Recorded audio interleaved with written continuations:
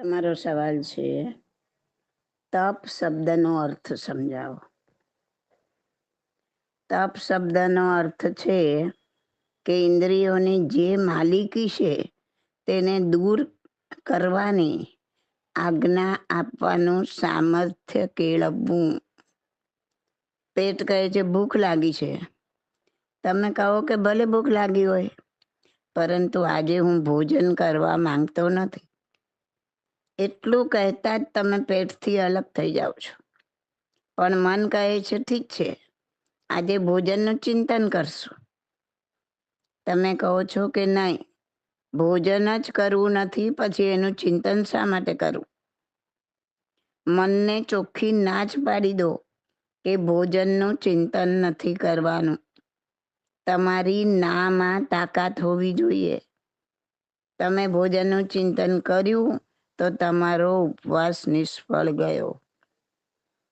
જ્યાં સુધી ચિંતન પર તમારું નિયંત્રણ ન હોય, મન ઉપર તમારી માલિકી ન હોય, ત્યાં સુધી તમે ઉચ્ચ કક્ષાનો ઉપવાસ કરી શકો નહીં.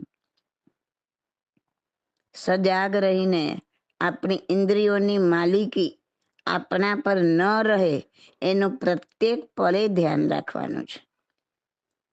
એટલે આપણે મનની માલિકી તરફની યાત્રાની શરૂઆત આ અણસણ નામના પહેલા બાહ્ય તપથી કરવાની છે. ભૌતિક શરીર સાથે તપને બહુ લેવા દેવા નથી.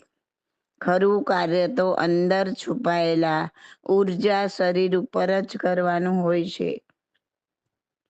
ઉપાધ્યાય શ્રી યશો વિજયજી મહારાજ જણાવે છે કે ઈચ્છા રોધે સંવરી પરિણતિ ક્ષમતા યોગે રે તપતે તે જ આત્મા વર્તે નિજ ગુણ ભોગે રે.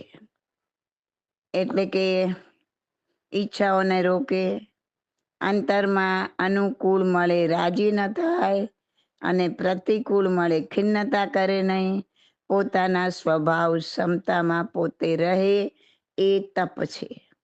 તપ શબ્દનો આ અર્થ છે. બીજો સવાલ છે, ઉપવાસમાં આપણે ભોજન તો લેતા નથી, પછી ભોજનના વિચાર કર્યા એમાં શું બગડી ગયું? જુઓ, ભોજન છોડવાથી ચેતના વધવી જોઈએ.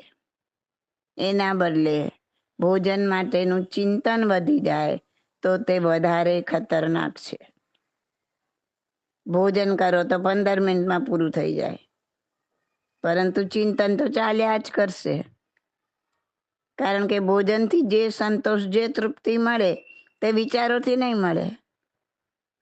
હવે જે કામ પેટને કરવાનું છે તે કામ તમે મગજને સોંપી દો છો, એનાથી ગૂંચવાડો વધવાનો છે.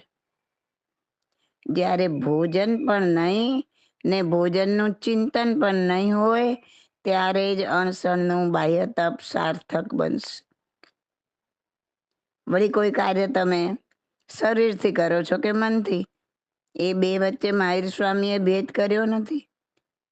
તમે ચોરી કરી કે ચોરી માટે વિચાર કર્યો, હત્યા કરી કે હત્યા માટે વિચાર કર્યો, ભોજન કર્યું કે ભોજન માટે ચિંતન કર્યું. મહાવીર સ્વામી માટે બંને બરાબર છે. મન, વચન કે કાયાથી કરેલા કાર્યમાં સરખું પાપ છે, એમ ભગવાન કહે છે.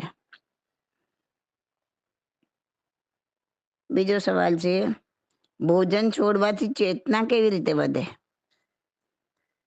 જ્યારે ભોજન શરીરમાં બિલકુલ હોય નહીં ને, ત્યારે શરીરની બધી ઉર્જા મગજને જ મળે.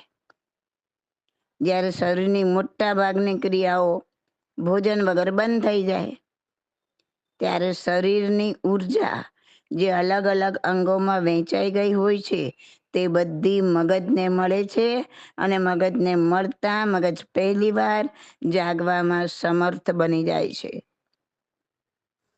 એટલે આપણી જાગૃતિ વધે છે. કદાચ મહાવીર સ્વામીની વધુમાં વધુ જાગૃતિનું એક કારણ આ પણ હોઈ શકે. આપણા માટે ભોજનનો એક ટુકડો પણ આપણી ચેતનાના સ્તરને બદલી નાખે છે. એટલે જો ચેતના વધારવી હોય તો જેટલું ઓછું ભોજન શરીરમાં હશે એટલી ચેતના વધુ જાગૃત થશે. પછી સવાલ છે, જૈન દર્શનમાં ઉપવાસનું મહત્વ શું છે? જો તીર્થંકરે ઉપવાસ કરવાની આજ્ઞા કરી છે તે માત્ર ઇન્દ્રિયોને વશ કરવા માટે. એકલા ઉપવાસ કરવાથી ઇન્દ્રિયો વશ નથી થતી, પણ તપની સાથે શુદ્ધ ઉપયોગ હોય, વિચાર સહિત થાય તો વશ થાય.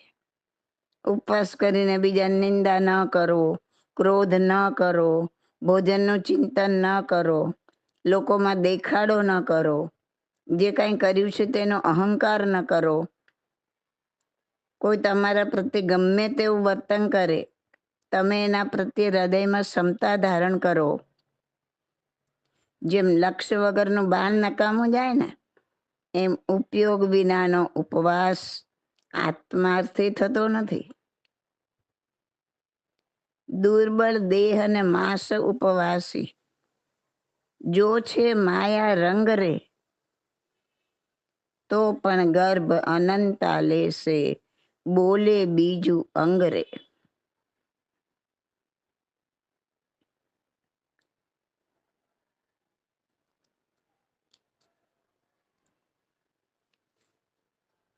એ પછી સવાલ છે, ઉપવાસના પારણા પછી બધી ઇન્દ્રિય બમણું જોર કેમ કરે છે?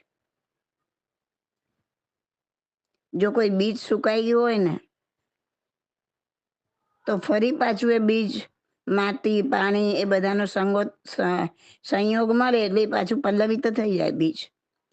પણ જો બીજ બળી જ ગયું હોય ને, તો પછી ગમે એટલું માટી કે પાણી મળે, એ બીજ નવ પલ્લવિત થાય નહીં. બસ એવી જ રીતે ઉપવાસ દરમિયાન ઇન્દ્રિયોની વાસના ક્ષીણ થાય છે, પણ ખતમ નથી થઈ જતી. એથી પારણા પછી પાછા અનુકૂળ સંજોગો મળતા વાસના ડબલ જોર કરે છે. પરંતુ જે આત્મજ્ઞાની છે, સમ્યકદર્શી છે, તે ઉપવાસ દરમિયાન ઇન્દ્રિયોની વાસનાને જ ખતમ કરવાનો ભગીરથ પ્રયત્ન કરશે. એ ફક્ત ભોજન નહીં છોડે, ભોજનનો સ્વાદ પણ છોડશે. આ ભોજન બહુ ભાવે, આ ન ભાવે, આ સારું, આ ખરાબ, આવું જ જોઈએ, આમ જ જોઈએ, એ બધું ચિંતન છોડીને ઉર્જાને ઉપર ઉઠાવવાનો પ્રયત્ન કરશે.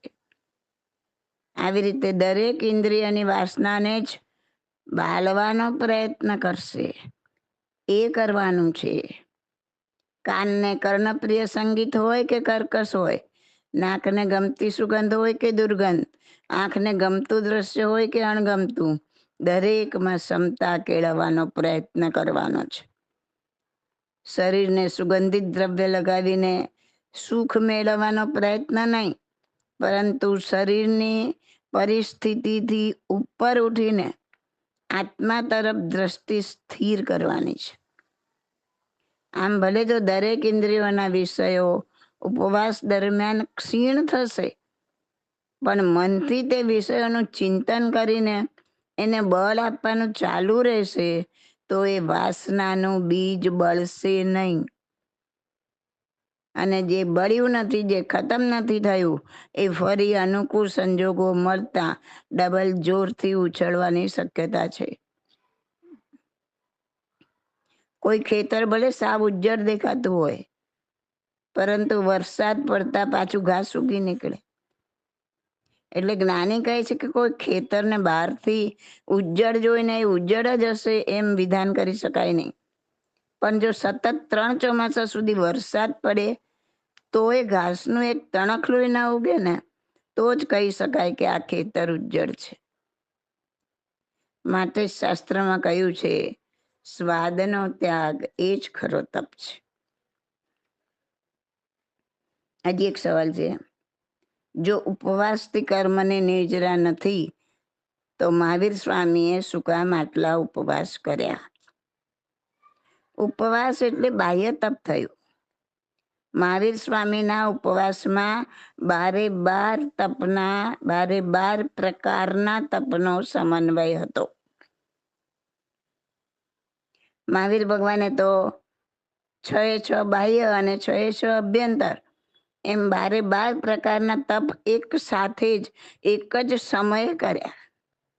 માટે એમના કર્મની નિર્જરા હતી. આપણને એમના ફક્ત બાહ્ય તપ દેખાય છે. એની સાથે જે અભ્યંતર તપનો સમન્વય હતો તે ક્યાં દેખાય છે? માટે જ તો આપણે ફક્ત પહેલા બાહ્ય તપમાં જ અટકી ગયા છીએ, માટે જ ભટકી ગયા છીએ. 6 બાહ્ય અને 6 અભ્યંતર તપ એ તો એક સિક્કાની 2 બાજુ જેવા છે. એને અલગ પાડી શકાય જ નહીં. જેમ શરીર શબ્દ, શરીર શબ્દથી શરીરના બધા જ અવયવો જેવા કે હાથ, પગ, માથું એ બધાનો એક સાથે જ બોધ થઈ જાય છે. શરીર બોલો એટલે આ દરેક અવયવનો એક સાથે બોધ થઈ જાય. એમ તપ શબ્દથી 12 પ્રકારના તપનો એક સાથે જ બોધ થવો જોઈએ. આ શરીરના અંગ ઉપાંગોને સમજાવવા હોય તો એક પછી એક, પહેલા માથું લો, પછી હાથ, પછી પગ, એમ સમજાવવા પડે. કારણ કે ભાષાની એ મર્યાદા છે કે બધા જ અવયવ એક સાથે સમજાવી શકાય ને. પરંતુ જો માથું હોય ને પગ ન હોય તો શરીર અધૂરું છે. પગ હોય ને હાથ ન હોય તો શરીર અધૂરું છે. એમ એક અણસણ નામનો બાહ્ય તપ ઉપવાસ હોય અને બીજા કોઈ તપ ના હોય બાકીના 11 તપમાંથી, તો તપ અધૂરો છે. અધૂરા તપથી કર્મની નિર્જરા સંભવિત નથી. મહાવીર ભગવાને તો આપણને સમજાવવા માટે તપના ભેદ પાડ્યા છે. કારણ કે એ પણ ભાષાની મર્યાદા હતી. પરંતુ આપણે તો 5મા આરાના વક્ર અને જડ માણસો એટલે ફક્ત પહેલા નંબરના તપમાં અટકી ગયા. 12 તપનો સમન્વય કરવાનું બાજુ પર રહી ગયું અને માટે જ ભટકી ગયા. જ્યારે 12 પ્રકારના તપને બરાબર સમજશો ને ત્યારે તમે જ કહેશો કે હા, 12 પ્રકારના તપના સમન્વય વગર કર્મની નિર્જરા ક્યાંથી થાય. આ બધા સવાલ જવાબ લીધા છે પ્રશ્નોત્તર રત્નમાલા પાર્ટ 1 માંથી. 12 પ્રકારના તપને બરાબર સમજવા હોય તો પ્રશ્નોત્તર રત્નમાલા 1 અને પ્રશ્નોત્તર રત્નમાલા 2માં સવાલ નંબર 150 થી 300 બરાબર વાંચી જાઓ. બધા જ તપ એકદમ સારી રીતના સમજાઈ જશે. પુસ્તક ન હોય તો મેળવી લો. પ્રાપ્તિ સ્થાનનું એડ્રેસ કોઈ પણ એડમિન પાસે મંગાવી લો. પુસ્તક ફ્રીમાં છે. પ્રશ્નોત્તર રત્નમાલા ભાગ 3 પણ બહાર પડી ગયો છે. 3 ભાગ વાંચતા તમને ઘણી ખરી વસ્તુ સમજમાં આવી જશે. મનમાં ઉઠતા સવાલોના સમાધાન થઈ જશે. અને એક સેટ તમારા ઘરમાં વસાવીને રાખો. કોઈ પણ સંજોગોમાં પુસ્તકો પસ્તીમાં ના જાય એનું ધ્યાન રાખો. તમારે ન જોતા હોય, જ્યારે પણ વંચાઈ ગયા છે, ઘરમાં રાખવાની જગ્યા નથી, તો તમે કોઈ બીજા લોકોને આપો કે જે વાંચે. પણ પસ્તીમાં નહીં આપો, અણમોલ વસ્તુ છે. This audio is by Subodhi Masalia. My contact number is 88500 88567.